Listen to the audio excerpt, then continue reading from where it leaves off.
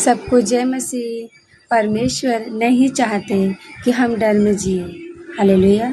परमेश्वर हमें डर से बाहर निकालने के लिए, हमें तकलीफ़ों में से, बीमारियों में से, समस्याओं में से, परिस्थितियों में से, हर एक हालातों में से बाहर निकालने के लिए अपने इकलौते पुत्र प्रभु यीशु मसीह हमारे लिए बलिदान कर दिए। तो परमेश्वर हमें निकालने के लिए हमारे साथ खड़े रहते हैं। विश्वास करें, जो कोई विश्वास करेगा उसके लिए सब कुछ संभव है। हालेलुया। अगर तू ये करेगा तेरे साथ ऐसा हो जाएगा। एक्चुअल में अगर आप वो नहीं करेंगे तो आपके साथ ऐसा होगा। आपको जल्दी है, वो मुझे हीलिंग चाहिए, ये वाला काम प्रभु क्यों नहीं करता? निराश हो गया, आप चर्च नहीं आए, आप धीरज के साथ नहीं दौड़ रहे। क्रिश्चियनिटी में अगर आपको अपनी कैपेसिटी को बड़ा करना है तो आपको दौड़ना भी पड़ेगा और धीरज भी रखना।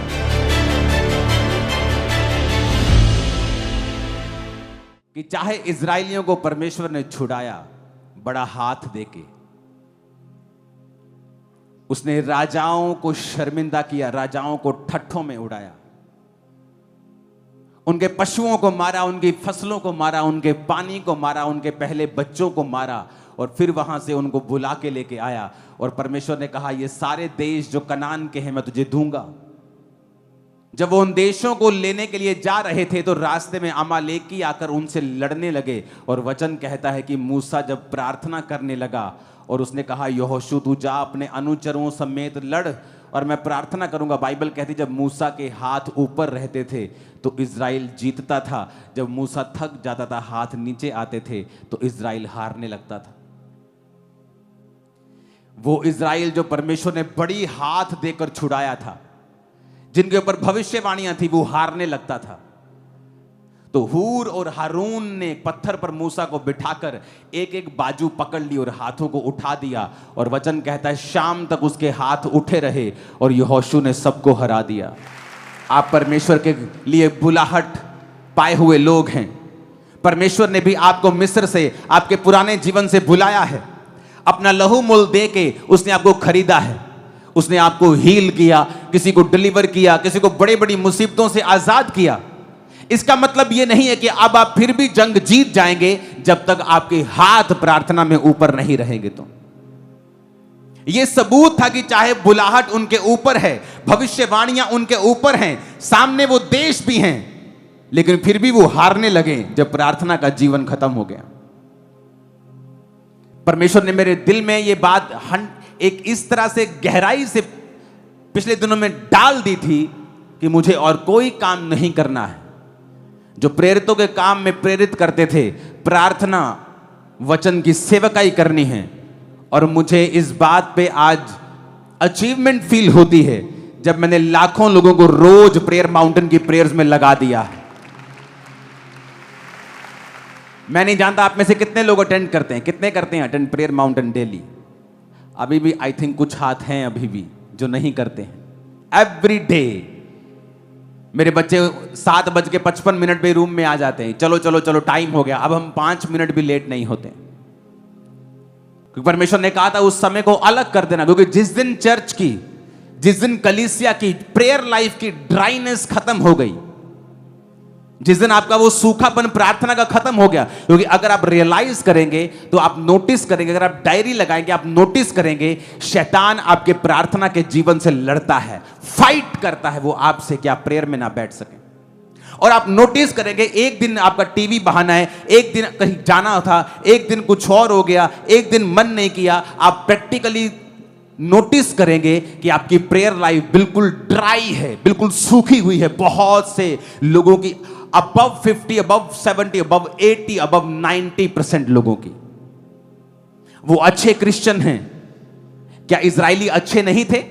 यहोशू जो मूसा का अगला लीडर था वो वहां पे लड़ रहा था और वचन कहता वो हारने लगे। हारने लगे मतलब मरने लगे, उनको चोट लगने लगी, वो हारने लगे, तलवारें बजने लगी, उनके ब्लड बहने लगा।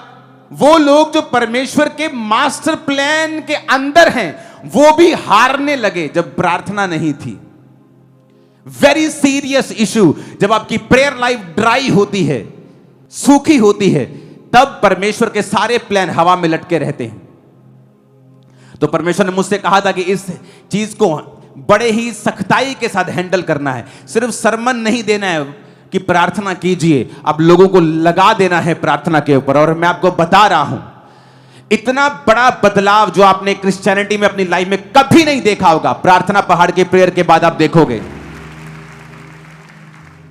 जब आप प्रेयर लाइफ सेटल कर लेते हैं, जब आपने एक बार प्रार्थना वाली जिंदगी सेटल कर ली, देन आपका रियल वर्क शुरू होता है। प्रभु आपसे बात करता है, आपकी आईज ओपन करता है, कान खोलता है, वो आपके वो चीजें मालूम होती जो पहले कभी मालूम नहीं थी। सडनली आपको रियलाइज होता है, बड़ी सारी चीजें आपकी आंखों के सामने आती हैं जस्ट प्रेयर करने से। हालेलुया। अपने पड़ोसी को बोलो, प्रार्थना कर। आमीन। और इमेजिन करो, हम लाखों लोग, एक एक टीवी सेट के सामने 50-50 लोग भी हैं, 40-40 लोग भी हैं, 20-20 भी हैं, 10-10 भी हैं, लाखों लोग एक ही समय के ऊपर हम प्रेयर्स कर रहे हैं। इमेजिन करो लाइफ कहां जाएगी आपकी। इमेजिन, आप सोच भी नहीं सकते। मैं आपको बता रहा हूं, आपको यह बात बड़े ध्यान से समझनी है कि परमेश्वर ने आपको बुलाया है, आपको बुलाहट दी है, पर वो अपने आप पूरी नहीं होगी, वो लंबी हो सकती है। वो 3 दिन का सफर 40 साल का हो सकता है। इजराइलियों का सफर इतना नहीं था जितना उन्होंने कर दिया, क्योंकि परमेश्वर ये चाहता है हम उसकी आत्मिक चीजों को समझें। जो वो 12 पॉइंट्स हमने सुने थे, आज हम 9वां पॉइंट उसका डिस्कस करेंगे। क्या चीज है जो हमारी स्पिरिचुअल कैपेसिटी को बढ़ाती है?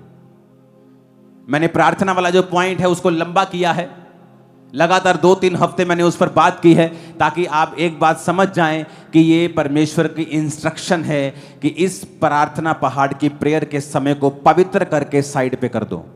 ये आपका समय है ही नहीं, आप इसमें कुछ कर ही नहीं सकते हैं। ये परमेश्वर का समय है, ये 1.5 घंटा प्रभु को ही देना है। कोई कुकर की सीटी नहीं, कोई काम नहीं, कुछ नहीं। ये 1.5 घंटा आपको सिर्फ आपने, ये आपकी लाइफ का अब हिस्सा ही हमने समझ लिया कि ये हमारी लाइफ का है ही नहीं। हम कुछ भी कर रहे हो, कुछ इंपॉर्टेंट देख रहे हो, कुछ भी कर रहे हो, 8 बजे हम ब्रेक लगा देते हैं उसमें। वचन कहता है कि पौलुस प्रार्थना करने के लिए नदी के किनारे गया, शहर के बाहर। प्रेयर सो मच इंपॉर्टेंट थी उन लोगों के लिए कि प्रार्थना करनी है, शहर के बाहर नदी के किनारे कहीं जाके प्रेयर करनी है। और वहां पे एक औरत, जो बड़ी प्रभावशाली औरत थी, वो उसके वचनों से बचती है। कौन लोग हैं जो लोगों को बचा सकते हैं? प्रभावशाली लोगों को भी बचा सकते हैं और रूहें बचाते हैं, जो प्रार्थना करने वाले लोग हैं। पतरस, यूहन्ना, परमेश्वर के जो 3 चेले परमेश्वर के करीब थे, बड़े बड़े उन्होंने काम किए। और लिखा है स्पेशल चर्च में जा रहे थे प्रेयर करने के लिए, और रास्ते में लंगड़ा बैठा था और उसको चंगा कर दिया। लंगड़े को चलाने के लिए नहीं गए, प्रेयर करने के लिए। एक समय, एक इंपॉर्टेंस, उसके लिए कुछ प्राइस पे करना। अगर प्रार्थना का समय आपके लिए मूल्यवान नहीं है तो वो परमेश्वर को कबूल नहीं है। अगर मेरी जेब में 10 लाख हैं और मैं 1000 रुपए चंदा चढ़ा रहा हूं तो वो परमेश्वर को कबूल नहीं होगा शायद। लेकिन हां, अगर किसी के पास 2000 है और वो 200 दे रहा है, वो ज्यादा कबूल होगा। मैं आपको बता रहा हूं, बात उसकी वैल्यू की नहीं है, बात लाखों या हजारों की नहीं है। बात यह है कि मेरा दिल परमेश्वर के लिए कितना खुला है, और जब मैं कुछ परमेश्वर को दे रहा हूं, मुझे पीड़ा हो रही है कि नहीं। अगर नहीं हो रही है तो परमेश्वर भी हिल नहीं रहा उससे। लेकिन अगर परमेश्वर को मैं हिल रहा हूं, कि अगर मुझे कुछ मैं ऐसा बो रहा हूं जो मेरी जेब हिला रहा है, तो मैं समझ लेता हूं प्रभु हिल रहा है। मैं कुछ ऐसी प्रेयर कर रहा हूं जहां मुझे अपने समय के साथ, अपनी लाइफ के साथ कॉम्प्रोमाइज करना पड़ रहा है, इसका मतलब वो प्रार्थना कबूल हो रही है। आज जिस पॉइंट के ऊपर हम बात करेंगे वो भी बहुत इंपॉर्टेंट है। तो पहली बात आप ये बात समझ लें कि आपका टाइम 8 से 9:30 का प्रार्थना का आपका अपना नहीं है, वो खुदा का समय है। उसे पवित्र करके साइड पे कर दो। अब उस समय सिर्फ प्रार्थना करते हुए नजर आने चाहिए सभी लोग। 9वां पॉइंट जो हमारी स्पिरिचुअल कैपेसिटी को बढ़ाता है वो है डर की आत्मा के अनुसार ना चलना। वचन कहता है कि नेहेम्या जब शहरपना को बना रहा था तो लोग उसका विरोध कर रहे थे। पहले जो विरोध कर रहे थे वो अन्य जाति लोग थे, और अन्य जाति लोगों ने विरोध किया और उन्होंने उनको रोकना चाहा। वो उसको धमकियां देते रहे, ये कहते रहे कि तू यहां पर राज करने के लिए आया है, तू यहां कुछ पॉलिटिकल करने के लिए आया है, तेरा कोई राजनीतिक मकसद है, इसलिए तू इन लोगों के साथ शहरपना बना के अपने शहर को तू दृढ़ कर रहा है कि कल को तू राजा से बलवा करेगा। और वो अलग अलग तरीके से उसके काम को रोकने की कोशिश करते रहे, लेकिन नेहेम्या डरा नहीं और वो आगे बढ़ता रहा। उसको धमकियां देते रहे, थ्रेट देते रहे, मारने के थ्रेट देते रहे, फिर भी वो आगे बढ़ता रहा। जब उन्होंने देखा कि ये तो मान ही नहीं रहा, उन्होंने एक ऐसा आदमी हायर किया जो उसके अपने टीम का था, अपने क्रिश्चियनिटी का था, और उन्होंने उस आदमी को कहा जा और जाके नेहेम्या को डरा कि आज रात को हम उस पर अटैक करेंगे और वो जाके परमेश्वर के भवन में छुप जाए, क्योंकि वहां पर कोई भी अन्य जाति घुस नहीं सकता, क्योंकि वो बड़ी पवित्र जगह है। तो अगर वो वहां पे जाके छिप जाएगा तो कोई भी उसको मार नहीं पाएगा। उसको डरा और उसको प्रेरित करके वो जाके भवन के अंदर छुप जाए। नेहेम्या 6 उसकी 10 आयत में लिखा, फिर मैं शमाया के घर में गया जो दलाहया का पुत्र और महतबेल का पोता था। वह तो बंद घर में था, और उसने कहा आ हम परमेश्वर के भवन अर्थात मंदिर के भीतर आपस में भेंट करें और मंदिर के द्वार बंद करें। हालेलुया। क्योंकि वे लोग तुझे घात करने आएंगे और रात को ही वे तुझे घात करने आएंगे। नेहेम्या ने कहा क्या मुझ जैसा मनुष्य भागे, और मुझ जैसा कौन है जो अपने प्राण बचाने को मंदिर में घुसे। मैं नहीं जाने का।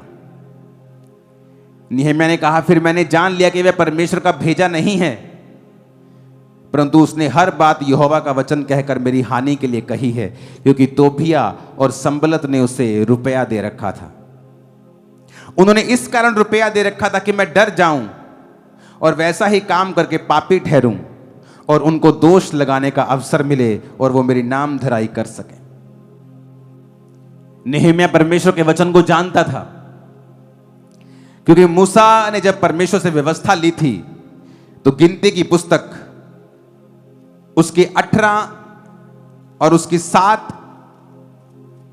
में लिखा है, आप अपनी स्क्रीन पे उसे पढ़ सकते हैं। गिनती 18 उसकी 7 आयत पर वेदी की और बीच वाले पर्दे के भीतर की बातों की सेवा के लिए तू और तेरा पुत्र अपने याजक पद की रक्षा करना, तुम ही सेवा किया करना, क्योंकि मैंने तुम्हें याजक पद की सेवा को दान किया है, और जो तेरे कुल का ना हो यदि वह समीप आए तो मार डाला जाए।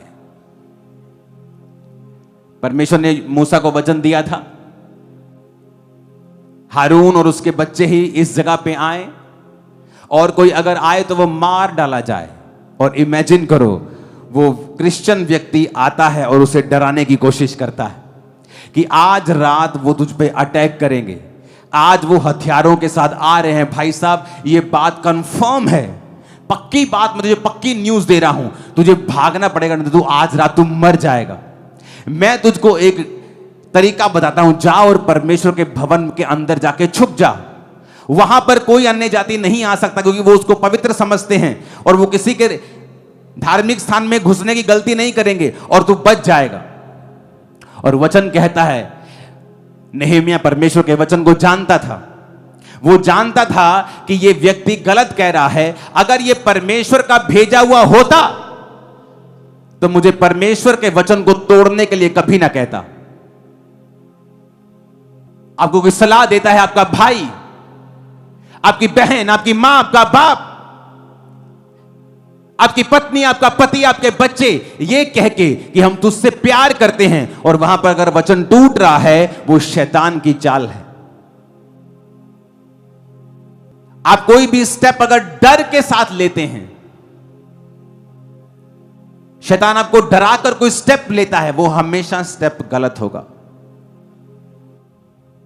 हमेशा वो गलत होगा, क्योंकि आपको यीशु मसीह के नाम के लिए दुख उठाने के लिए भी बुलाया गया है।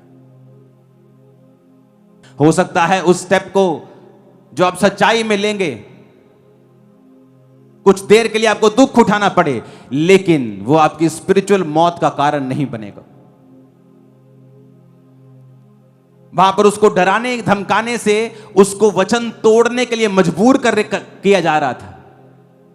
और जैसे ही वो परमेश्वर के भवन में छुपता तो वहां नाम धराई होती कि नेहेमिया याजक नहीं है, ये पॉलिटिकल फील्ड में है, तो ये वहां पे नहीं जा सकता। तब तक नेहेमिया की बल्ले बल्ले रही, और जैसे ही वो अंदर जाता वो नाम धराई का कारण बनता, और वो सारी योजना जो शहर बनाने की थी वो उसी समय निठल हो जाती, खत्म हो जाती, वो उसी समय कैंसल हो जाती, क्योंकि एक बड़ा इशू वहां पे खड़ा हो जाता कि जो व्यक्ति तुम्हें लीड कर रहा है, इसको खुद वचन का पता नहीं है, और ये परमेश्वर के पवित्र स्थान में चला गया, ये परमेश्वर का भेजा हुआ नहीं है। और फिर वचन की बात आती कि उस व्यक्ति को मार डाला जाए,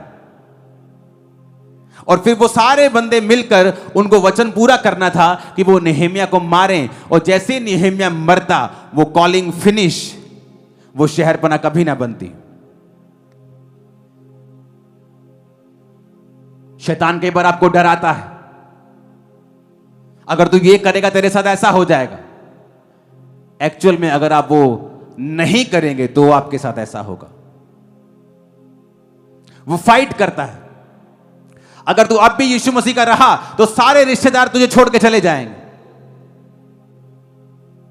वो उल्टा कह रहा है, क्योंकि जैसे आप यीशु मसीह के होंगे पूरी दुनिया आपका रिश्तेदार बनना चाहेगी।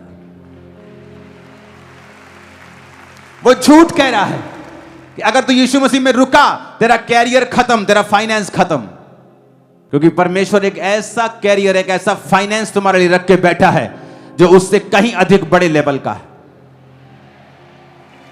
मॉडल टाउन में मैंने परमेश्वर को ग्रहण किया। जिस जगह पे हम रहते थे वो हमारी नहीं थी, लेकिन उसकी वैल्यू करोड़ों में है। आज उसकी वैल्यू 100 करोड़ भी हो, 200 करोड़ भी हो सकती है। इतना बड़ा वो मॉडल टाउन के सेंटर में एक जगह है।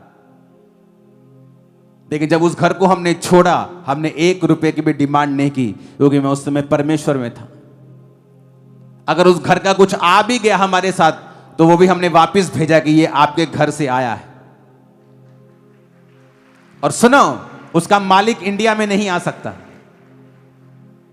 उसका सारा कुछ हमारे नाम के ऊपर था, सारी बिजली हमारे नाम के ऊपर थी, कोई किराया हम नहीं देते थे, लीगली हम उस पर कब्जा कर सकते थे। और शैतान बोल सकता है तुम्हारे पास अपना घर नहीं है, तुम्हें जरूरत है, ये परमेश्वर ने तुमको दिया है। अगर मैं उस पर कब्जा कर लेता, कितने मिलते? 2, 4, 5, 7 करोड़ मिल जाते, लेकिन मैं यहां कभी ना होता। शैतान आपको जो देना चाहता है उससे कहीं अधिक गुना परमेश्वर आपको देना चाहता है। और वो ये चाहता है कि शैतान की बात आप ना सुने। कहता मेरे जैसा मनुष्य डरे, मेरे जैसा मनुष्य भागे। अगर आपके अंदर परमेश्वर की अणख नहीं है, आप परमेश्वर के लिए अगर आप साहसी नहीं हैं, प्राउडी नहीं है खुदा के लिए, आप अपनी बुलाहट को पूरा नहीं कर पाएंगे। इसलिए परमेश्वर ने कहा उसने तुम्हें डर का आत्मा नहीं दिया, संयम का, प्रेम का, दिलेरी का आत्मा उसने तुम्हें दिया है। पवित्र आत्मा जो तुम्हें दिया गया है, उसने अपने प्रेम को उसके जरिए तुम्हारे हृदय में डाला है। जब भी आप डरेंगे आप नुकसान करेंगे। आप कोई भी स्टेप डर कर उठाएंगे उसमें कभी आपका फायदा नहीं होगा। अगर आप अपनी कैपेसिटी को बढ़ते हुए देखना चाहते हैं, फियर से बाहर आ जाएं, डर से बाहर आ जाएं। इसलिए परमेश्वर ने कहा शैतान का सामना कर, वो तेरे सामने से भाग जाएगा। ऊंची आवाज में कहो आमीन।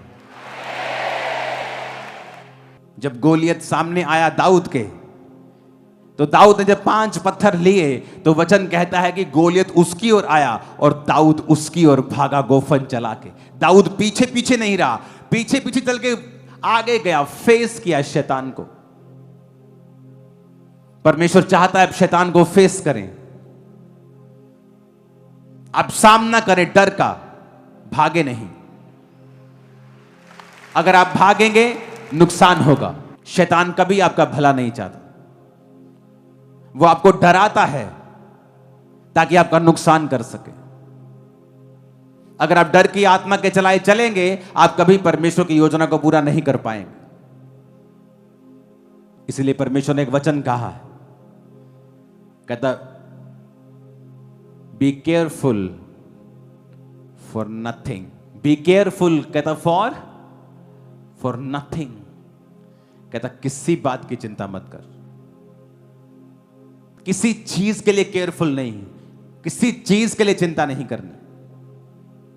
और वचन कहता है उसने ऐसा ही किया।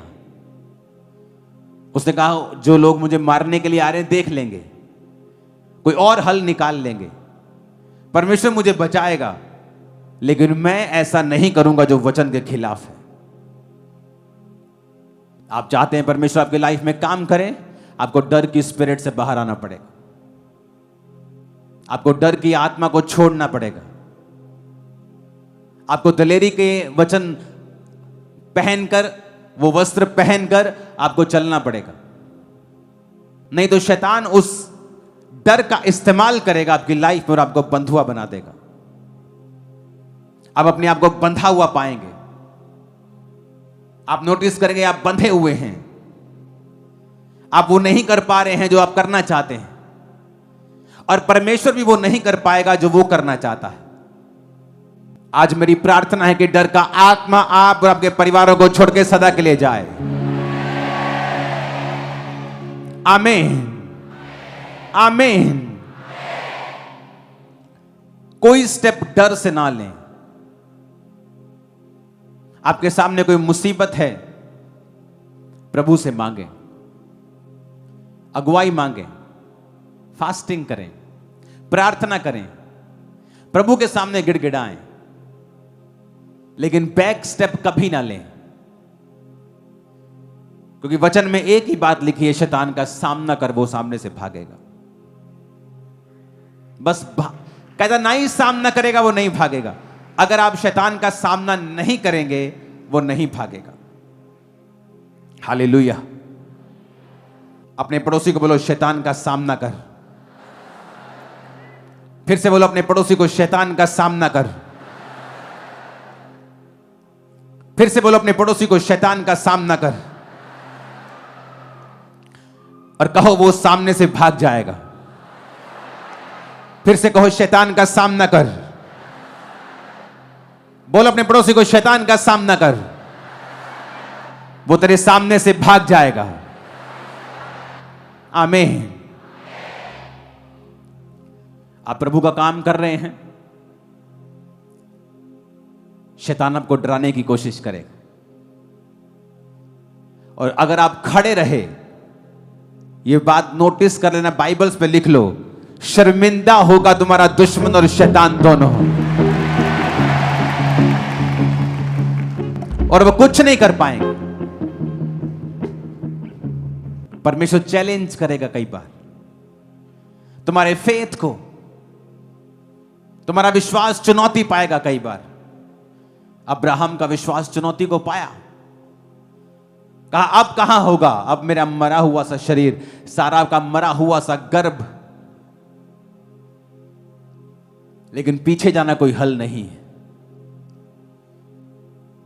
लिखा जो अपना हाथ हल पर रखकर पीछे देखेगा वो मेरे योग्य नहीं।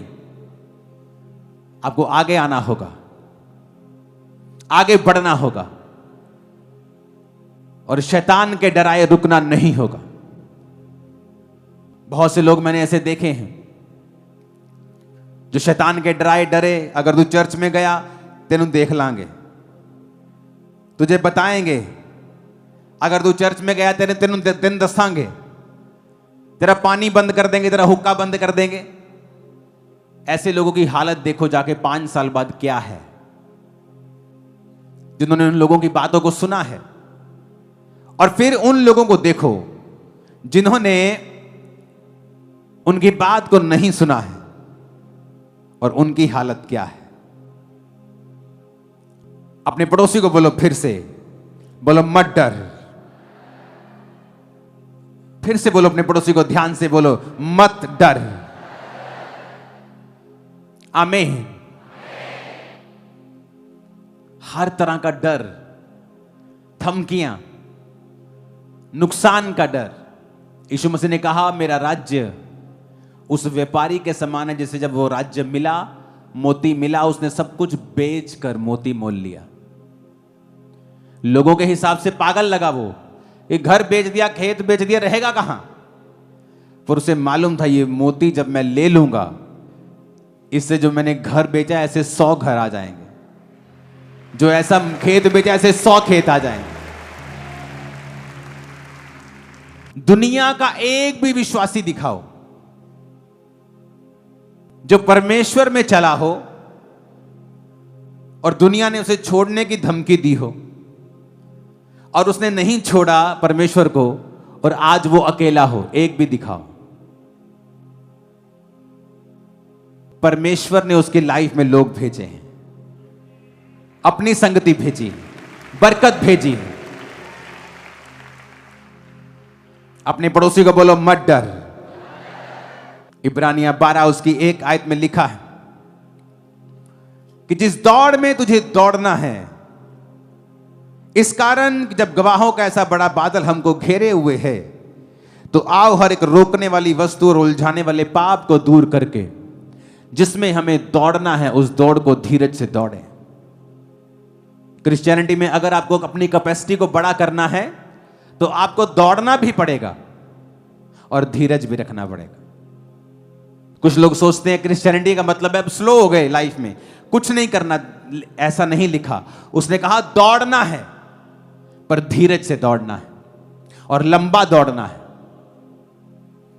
अगर आप शॉर्ट टाइम बेनिफिट चाहते हैं तो क्रिश्चियनिटी आप लोगों के लिए नहीं है, क्योंकि परमेश्वर ने जब आपको बुलाया उसने आपके लिए एक योजना रखी है, आपके परिवारों के लिए, वंशों के लिए, जनरेशंस के लिए। उसने वो प्लानिंग्स आप लोगों के लिए रखी हैं। लेकिन अगर आप शॉर्ट टाइम के लिए, आपको जल्दी है, तो फिर वो योजनाएं आप लोगों के लिए नहीं है। बिना डर के, और 10वां पॉइंट है एंड्योरेंस के साथ, धीरज के साथ। आत्मा का एक फल है लॉन्ग सफरिंग, एक फल है संयम। किसी ने आपको थप्पड़ मारा, ठा, आपने संयम रखा, कुछ नहीं कहा। फिर उसने एक बार फिर मारा, फिर तीसरा, फिर चौथा, उसे कहते हैं लॉन्ग सफरिंग। कि आपने परमेश्वर के लिए सफर किया है, सहा है, दुखों को सहा है, सतावों को सहा है। कहता दौड़ना भी है, प्रेयर भी करनी है, फास्टिंग भी करनी है, पर कहता धीरज के साथ दौड़ना है। अपने पड़ोसी को बोलो क्रिश्चियनिटी में तुम्हें दौड़ना है, लेकिन धीरज के साथ। आमीन। क्योंकि परमेश्वर एक गहरी, एक साफ सुथरी और एक अच्छी सहभागिता चाहता है आप लोगों के साथ, और वो चाहता है कि आप उसके साथ सहभागिता रखें और रोज उसके संग चलें। आप रोज कैसे चल पाएंगे? क्योंकि रोज मौसम एक सा नहीं होगा। किसी दिन सुख आएगा, किसी दिन दुख होगा, किसी दिन मौसम अच्छा होगा, किसी दिन चंगा होगा, किसी दिन बीमारी होगी, किसी दिन मन की मर्जी पूरी होगी, किसी दिन मन की मर्जी पूरी नहीं होगी। पर अगर तुम धीरज के साथ दौड़ोगे और परमेश्वर के साथ सहभागिता रखोगे, तुम फिर दौड़ते रहोगे। मैंने सेवकाई में बहुत से लोगों को देखा है, वो दौड़े पर धीरज से नहीं। यूथ को देखा है, सेवकाई शुरू की, खत्म, कुछ सालों में फिनिश। फेसबुक पे कोई सेवकाई शुरू की, कुछ सालों में फिनिश। कोई दर्शन शुरू किया, कुछ सालों में फिनिश। क्योंकि शुरू करना आसान है, खत्म करना नहीं। इंड्योरेंस चाहिए आपको, धीरज चाहिए उस दौड़ में दौड़ते रहने के लिए। और इसलिए परमेश्वर की मास्टर प्लानिंग को, उसकी बुलाहट को बहुत कम लोग हैं जो पूरा कर पाते हैं। क्योंकि दौड़ते सब हैं, लेकिन धीरज के साथ बहुत कम लोग हैं जो दौड़ते हैं। आप धीरज के साथ दौड़ेंगे तो ही जीतेंगे। आपको जल्दी है, वो मुझे हीलिंग चाहिए, ये वाला काम प्रभु क्यों नहीं कर रहा, निराश हो गए, आप चर्च नहीं आए, आप धीरज के साथ नहीं दौड़ रहे हैं। आपको यह समझ रखनी है कि परमेश्वर हर एक समय को आपकी लाइफ में लेके आएगा, हर आशीष को लेके आएगा, लेकिन अपनी टाइमिंग से। उस टाइमिंग का इंतजार करना और धीरज से दौड़ना और पाप से दूर रहना आपकी कैपेसिटी को बढ़ाएगा। कॉन्ग्रेचुलेशन चर्च, आमीन, आमीन। अपने पड़ोसी को बोलो, धीरज से दौड़।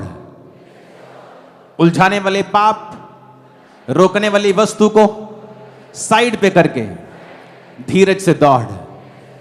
आमीन। अपने पड़ोसी को बोलो, डर से दूर रहे, मत डर, क्योंकि परमेश्वर तेरे साथ है। आमीन। अगर आप चाहते हो प्रभु आपकी लाइफ में काम करे, आपके कोई भी स्टेप डर से नहीं होने चाहिए। जहां शैतान आपको डराएगा, समझो वही स्टैंड लेने का टाइम है और वही गवाही का समय है। अगर दाऊद गोलियत को पीछे चल चल के मारता, छुप छुप के मारता कि अगर बाय द वे नहीं लगा तो मैं इधर से निकल जाऊंगा, मैं इसको भाग भाग के थोड़ा थकाता हूं, पर लिखा वो सामने से गया और सामने से जाके वो इधर आ रहा है और ये इधर आ रहा है और ये उसकी ओर जा रहा है। एक पत्थर, शैतान जब आपको डराए तो स्टेप लेना, क्योंकि वही आपकी टेस्टिमनी बनेगा, वही सेम चीज। कैसे बना वो राजा? आत्मा में तो राजा बन गया वो दाऊद, लोगों में एक्सेप्टेबल कैसे होता? और जब उसने गोलियत को मारा, लोगों ने कहा शाऊल ने हजारों को और दाऊद ने लाखों को मारा। मेरी बात समझ रहे कि नहीं? उसी डर को जीतने के बाद उसकी बुलाहट पूरी हुई। मेरा विश्वास है कि आप लोग अपने डर पे फतह पाएंगे और उस बुलाहट को पूरा कर पाएंगे जो परमेश्वर की है।